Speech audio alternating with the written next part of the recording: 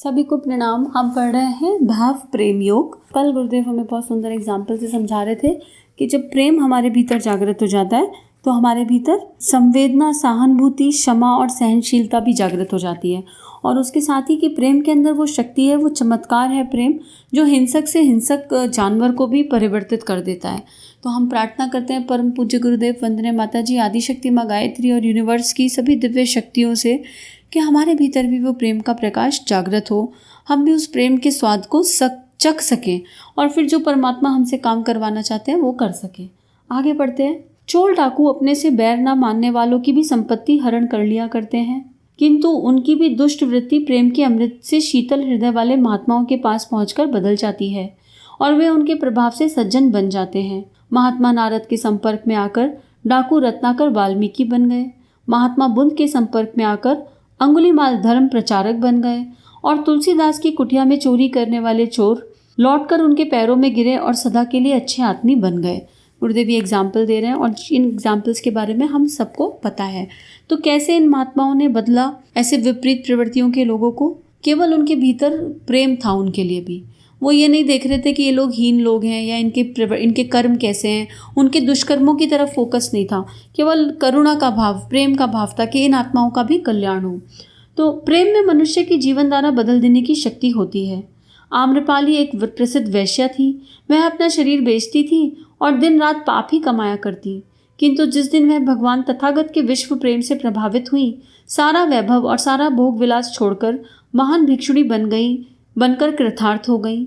सूर और तुलसी अपने जीवन में बड़े ही कामुक तथा स्त्री लंपट रहे, पर जो ही उन्होंने भगवान के प्रेम की अनुभूति की, वे परम वैष्णव भगवान श्री कृष्ण और राम के भक्त बन गए। सम्राट अशोक की जीवन गाथा का प्रारंभिक भाग अत्याचारी के रूप में अंकित है, पर जब उन्होंने कलिंग युग के विनाश की विभीषिका की प्रतिक्रिया से मानवता के प्रति प्रेम की अनुभूति की, वह अशोक महान के नाम से प्रसिद्ध हुए।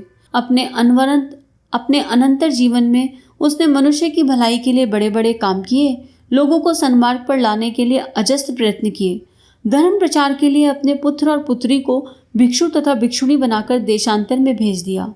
प्रेम परमात्मा का सर्वश्रेष्ठ और सबसे पवित्र प्रसाद है। अपने अंतर में इसका विकास करना अपनी आत्मा के कल्याण का पथ प्रशस्त करना है। ये बहुत खूबसूरत लाइन है। ये एग्जाम्पल हम सबको पता है और हमें यही समझना है कि इतनी शक्ति कहाँ से आई इन सब में। ये जो परमात्मा के प्रेम के पुजारी हैं, जिन्होंने भक्ति की पराकाष्ठा रच दी, चाहे वो सूरदास जी हों, चाहे कबीरदास जी हों, चाहे वो भगवान बुद्ध हों, शक्ति कहाँ से आई? केवल प्रेम की शक्ति थी। उन्होंने अपने ऊपर काम किया और इतना काम किया कि उनके हृदय में कोई लोअर एनर्जी, लोअर फीलिंग टिक ही नहीं सकती थी एक मिनट के लिए भी। और अपने ऊपर काम किया, अपने अंतर में उसका विकास किया, किसी और से कुछ एक्सपेक्टेशन नहीं रखी कि हमारी प्रेम की यात्रा है तो हम तब प्रेम सीखेंगे जब सामने वाला हम बोले ए तो ए बोल दे, हम बोले बी तो बी बोल दे। नहीं, उन्होंने केवल अपने भीतर झांका कि कोई कुछ भी करे, हमारे अंदर सबके लिए प्रेम भाव होना चाहिए, करुणा होनी चाहिए, संवेदना होनी चाहिए, क्षमा की शक्ति होनी चाहिए। और वो सब कहाँ से आएगा? प्रेम से आएगा। आत्मा में प्रेम का विकास मनुष्य को साधारण से असाधारण बना देता है। प्रेम से धैर्य, सहिष्णुता, क्षमा, दया, करुणा, त्याग और दृढ़ता की उपलब्धि होती है। प्रेम के आधार पर निर्भीक बना मनुष्य कहीं भी विहार कर सकता है। उसके लिए कहीं भी कोई भय नहीं रहता। वह अधिकांशतः निरापद ही रहता है। फिर भी यदि संजोग अथवा पूर्व परिपाक के कारण उस पर कोई विपत्ति आ भी जाती है तो वह उसको प्रेम के स्नेह सौजन्य गुणों के आधार पर सहन कर लेता है और उसके पार उतर जाता है। किंतु यह गुण, यह विशेषताएं उसी प्रेम में होती हैं जो सत्य, सार्वकालिक और सार्वभौमिक होने के साथ साथ स्थिर, निस्वार्थ तथा वासना रहित होता है। सामायिक, एक देशीय अथवा संदिग्ध प्रेम में यह विशेषताएं नहीं होती। अब गुरुदेव हमको ये भी चेक करा रहे हैं कि हमें अपने भीतर देखना है कि हमारा प्रेम इन कसौटियों पे खरा उतर रहा है या नहीं। वो चाहे हमने थोड़ा सा हो, चाहे 1 बूंद हो, चाहे 4 बूंद हो, वो भी हम किसी को नहीं बता सकते। जो परमात्मा दे देगा अंदर वही होगा। तो सबसे पहले गुण कौन सा है? प्रेम अगर है तो हम करेजियस हो जाएंगे, निर्भीक, किसी चीज़ का भय नहीं रहेगा, कभी भी नहीं रहेगा। पता है कि वो कोई है हमें संभालने वाला हर पल। तो और बॉडी कॉन्शियसनेस से ऊपर उठ के तो वैसे भी निडरता आ जाती है। उसके बाद फिर गुरुदेव कह रहे हैं कि अगर मान लो पूर्व के किसी कर्म की वजह से, कोई प्रारब्ध है उसकी वजह से कोई समस्या आ भी जाए जीवन में, कोई परेशानी आ भी जाए, तो भी मन स्थिर रहने वाला है और वो परेशानी से अपने आप एकदम सहजता से निकल जाएंगे। बाहर कितनी भी परेशानी दिख रही हो, अंतःकरण स्थिर रहेगा, सबके कल्याण का भाव करते करते वो समय भी बीत जाएगा। और ऐसा नहीं कि अपना कार्य नहीं करेंगे या शक्ति नहीं लगाएंगे, पूरी शक्ति लगाएंगे, एफर्ट डालेंगे, लेकिन एक स्थिरता के साथ वो एफर्ट्स होंगे। उसमें एक, जैसे हमारे अंदर एंजाइटी आ जाती है कोई प्रॉब्लम देख के, सब जीवन की परिस्थिति देख के लो हो जाते हैं, वो सारी फीलिंग्स नहीं आएंगी। उसके बाद गुरुदेव कह रहे हैं कि ये सारे गुण किसके अंदर आएंगे, लेकिन वो समझना पड़ेगा।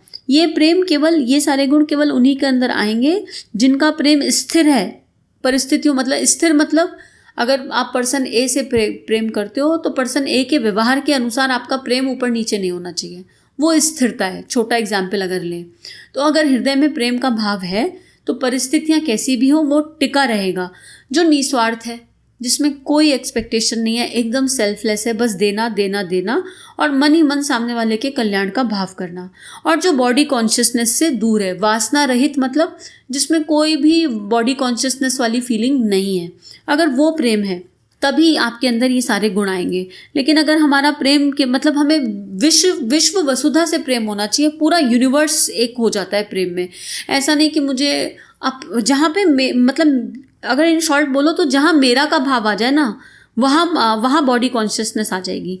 मेरा बेटा, मेरी किताबें, मेरा लैपटॉप, मेरी किसी भी एब्स्ट्रैक्ट में हो या नॉन एब्स्ट्रैक्ट में हो, मतलब मेरा वाला फीलिंग, मेरा देश, मेरा घर, मेरा शहर, तो ये जो मेरा है ना, ये बीच में एक बैरियर क्रिएट करता है। मेरा कुछ है ही नहीं। जब हम वो प्रेम वाली फीलिंग की तरफ चले जाते हैं तो ये जो मेरा है, ये बॉडी कॉन्शियसनेस है, ये जो आई वाली फीलिंग है, ये डिसॉल्व होने लगती है। यदि एक मनुष्य अपनी पत्नी को प्यार करता है और वह उसके आधार पर अन्यों से बैर शमन की आशा करता है तो उसे निराश ही होना पड़ेगा। इससे आगे बढ़कर भी यदि वह सारे संसार को क्यों ना प्रेम करता हो, किंतु अपने विरोधी से द्वेष मानता हो, तो भी वह इतने व्यापक प्रेम के होते हुए एक छिद्र के कारण ही निरापद अथवा अजात शत्रु नहीं हो सकता। ये बहुत सुंदर एग्जाम्पल है। मान लो आप बहुत बहुत कृपा से बहुत उच्च भाव मन में है और इतना उच्च भाव है कि सबके लिए प्रेम है, पूरी दुनिया के लिए प्रेम है, लेकिन पर्टिकुलर किसी इंसिडेंट की वजह से किसी एक परिजन, एक जन के लिए आपके मन में वो प्योरेस्ट फॉर्म ऑफ लव नहीं है, तो ये जो एक छेद है ये पर्याप्त है, इसको भरना ही पड़ेगा। ये एक छेद भी वहाँ तक नहीं पहुँचने देगा। प्रेम की पराकाष्ठा, वो वाली पराकाष्ठा जो मानवीय चेतना का आधार है, जो परमात्मा से एक कर दे, वहाँ तक नहीं जाने देगी। तो गुरुदेव यही बता रहे हैं यहाँ कि एक एक रिलेशनशिप उठाते रहें, पहले अपने ऊपर काम करते रहें। काम अपने ऊपर ही करना पड़ेगा, आत्मनिर्माण की यात्रा है। और जब आप भीतर से वो प्रेम रेडिएट करोगे ना, तो वो निश्चित रूप से कभी ना कभी तो पहुँचेगा। वो डेट आपके हाथ में नहीं है, क्योंकि कर्म करना अपने हाथ में है, फल की इच्छा तो करनी ही नहीं। और अगर फल की इच्छा है तो वो प्रेम निस्वार्थ नहीं हुआ। तो सामने वाला कुछ भी कर ले, आपका मन स्थिर रहना चाहिए और जो मन में भाव है करुणा के, संवेदना के, प्रेम के, वो लगातार बने रहने चाहिए। परिपूर्ण पात्र की विशेषता को एक छोटा सा छिद्र भी व्यर्थ बना देता है। प्रेम यदि परिपूर्ण हो तो वह पूर्ण शक्तिशाली है। इसमें रंच न्यूनता भी उसकी किसी विशेषता को प्रभावशाली ना बनने देगी। जिस प्रकार परमात्मा की प्राप्ति होती है तो पूर्ण रूप से होती है अथवा होती ही नहीं, उसी प्रकार प्रेम की सिद्धि होती है तो पूर्ण रूप से होती है या होती ही नहीं। तथापि जिस प्रकार परमात्मा की प्राप्ति के लिए यत्किंचित प्रयत्न भी शालाघ्य है, उसी प्रकार प्रेम की सिद्धि के लिए भी जितना बन सके प्रेम की साधना करते ही रहना चाहिए। तो गुरुदेव कह रहे हैं एक भी एफर्ट वेस्ट नहीं है। भगवान या तो पूरे मिलेंगे या नहीं मिलेंगे, लेकिन इसका मतलब ये नहीं है कि जो यात्रा पे पड़ाव आ रहे हैं और जो एक एक करके हम धीरे धीरे कदम बढ़ा रहे हैं, उनका कोई वैल्यू नहीं है। अब मान लो मुझे 10 मंजिल ऊपर जाना है और स्टेयर्स से जाना है, तो मैं डायरेक्ट थोड़ा ना 10वीं मंजिल पे पहुंच जाऊंगी। एक एक कदम, एक एक स्टेयर चढ़ना पड़ेगा। तो जो मैंने पहला स्टेयर चढ़ने के लिए कदम बढ़ाया, उसकी भी उतनी वैल्यू है जितनी मेरे अंतिम कदम की होगी। तो सेम वे गुरुदेव कह रहे हैं कि प्राप्त हो जाएगा जब होना होगा। तो जब प्रेम पूर्णतः प्रेम जागृत होना होगा, आत्मा में हो जाएगा। वो अपना काम नहीं है। वो तो फिर ये वाली बात हो गया कि हमारे अंदर हमें विशुद्ध प्रेम मिल जाए, ये भी डिज़ायर है ना। और प्रेम में कोई डिज़ायर नहीं होती। प्रेम तो बस एक यात्रा है जो करती रहनी है, चलते चलनी है। तो एक एक बूंद, एक एक कदम जो हम रख रहे हैं वो भी इम्पॉर्टेंट है। और क्योंकि ये कई जन्मों की यात्रा है तो वो आगे वाले जन्मों में इकट्ठा हो गया, आपका संचित कर्म बन गया, वो कर्म बन गया, आपकी एनर्जी बॉडी के साथ वो जाए गई। तो आगे गुरुदेव लिख रहे हैं, जिस प्रकार बूंद का संचय एक दिन घट भर देता है, जन्म जन्म का प्रयत्न किसी जन्म में परमात्मा की प्राप्ति करा देता है, उसी प्रकार थोड़ी थोड़ी साधना भी एक दिन आत्मा को प्रेम स्वरूप बना देती है। तो हम प्रेम की साधना नियमित करेंगे और उसके लिए सबसे पहली चीज़ क्या है, रोज़ अपने भीतर दिन में कम से कम 4-5 बार तो मिनिमम देखें, रिमाइंडर लगा के कि सबके लिए मन में करुणा है, प्रेम है, अच्छी अच्छी फीलिंग्स हैं।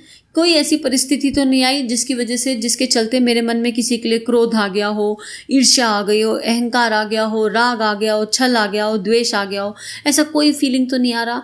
अगर मन में ऐसा फील हुआ कि आया तो उसी समय 5 मिनट का ध्यान करें, प्राणायाम करें और उस आत्मा से क्षमा मांगें कि हमसे गलती हो गई, हमें क्षमा कर दीजिए, और उसे क्षमा कर भी दीजिए साथ के साथ। ये अभ्यास हैं छोटे छोटे, और इसके साथ इसको करने से ना बड़ा अच्छी वाली फीलिंग आती है। और दूसरा, एक ग्रैटिट्यूड की फीलिंग मन में रखना, क्योंकि बड़ी कृपा से ये यात्रा चलती है और बड़ी कृपा से शुरू होती है, और एक एक कदम वो परमात्मा ही चलवाते हैं।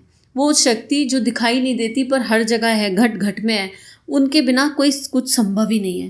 तो आगे गुरुदेव यहाँ लिख रहे हैं, प्रेम की परिधि सीमित नहीं है और ना उसका कोई प्रकार ही होता। प्रेम का जन्म एक ही हृदय से एक जैसी ही अनुभूति के साथ होता है।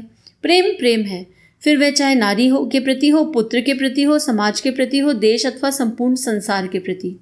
उसका परिपाक आध्यात्मिक प्रेम में होता है और उसका फल भी एक है, आत्म कल्याण। शर्त केवल यह है कि प्रेम जिसे किया जाए संपूर्ण मन प्राण से किया जाए, उसमें ना तो स्वार्थ हो और ना ही कोई छिद्र रखा जाए। ये सेल्फ एक्सप्लेनेटरी है कि आत्म कल्याण के मार्ग पे प्रेम का जागरण निश्चित रूप से होगा ही होगा, और प्रेम के मार्ग पे चलेंगे तो आत्म कल्याण होगा ही होगा।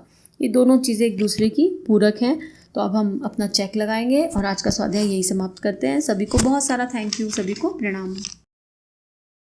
इस तरह की और वीडियोस देखने के लिए हमारे चैनल को सब्सक्राइब कीजिए। आप सभी का बहुत बहुत धन्यवाद।